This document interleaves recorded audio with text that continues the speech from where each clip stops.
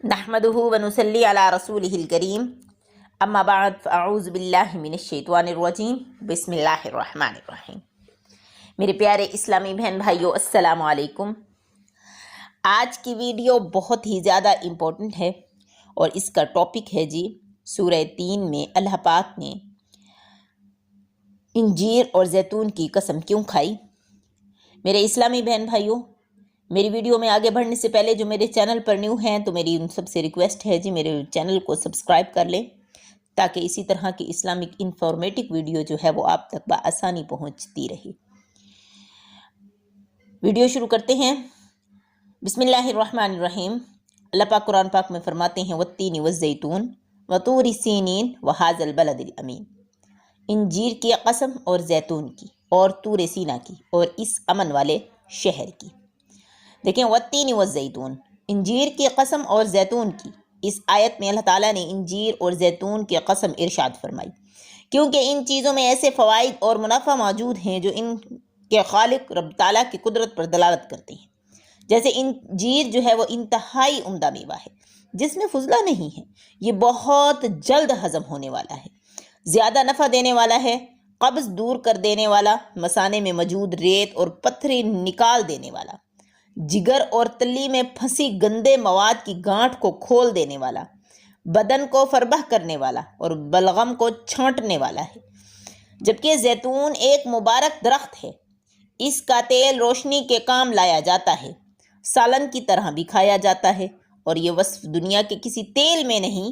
اس کا درخت خشک پہاڑوں میں پیدا ہوتا ہے جس میں چکنائی کا نام و نشان نہیں ہوتا، بغیر خدمت کے وہ پرورش پاتا ہے اور ہزاروں برس جو ہے وہ باقی رہتا ہے۔ پیارے بہن بھائیوں، انجیر اور زیتون کے بارے میں ایک حدیث ہے کہ انجیر کے بارے میں حضرت ابو ذر رضی اللہ عنہ سے روایت ہے کہ نبی کریم صلی اللہ علیہ وسلم نے ارشاد فرمایا، انجیر کھایا کرو۔ اگر میں کہوں کہ یہ وہ پھل ہے جو جنت سے نازل ہوا تو کہہ سکتا ہوں، کیونکہ جنت کے پھل میں گٹھلی نہیں ہوتی، تو اسے کھاؤ کیونکہ یہ بواسیر کو ختم کرتا ہے اور گنٹھیا کے جو درد ہوتے ہیں نا اس میں بھی فائدہ پہنچاتا ہے۔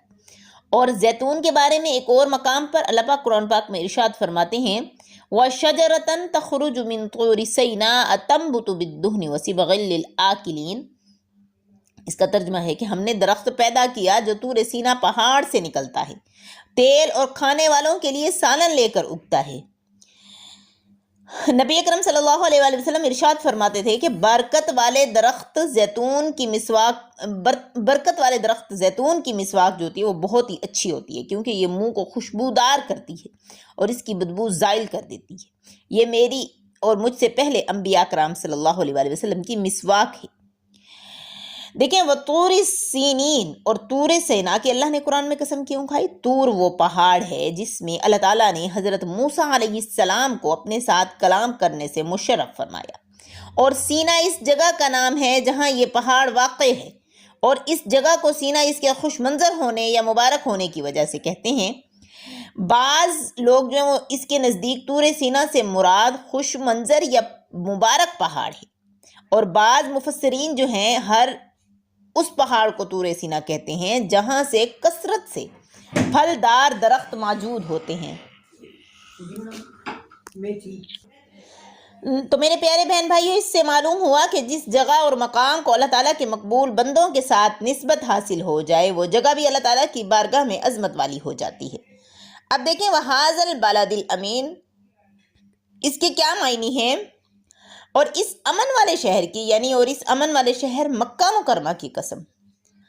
امام عبداللہ بن احمد نصفی رحمۃ اللہ علیہ فرماتے ہیں کہ انجیر، زیتون، طور سینا اور مکہ مکرمہ کی قسم ذکر فرمانے سے ان بابرکت مقام کی عظمت شرافت ظاہر ہوتی ہے، اور انبیاء علیہ السلام اور اولیاء رحمۃ اللہ تعالی علیہم ان کے مقام پر رہنے کی وجہ سے ظاہر ہونے والی خیر و برکت واضح ہوئی۔ چنانچہ جس جگہ انجیر اور زیتون اگتا ہے وہ حضرت ابراہیم علیہ السلام کی ہجرت گاہ ہے، اور حضرت عیسیٰ علیہ السلام کی ولادت اور پرورش بھی اسی جگہ ہوئی۔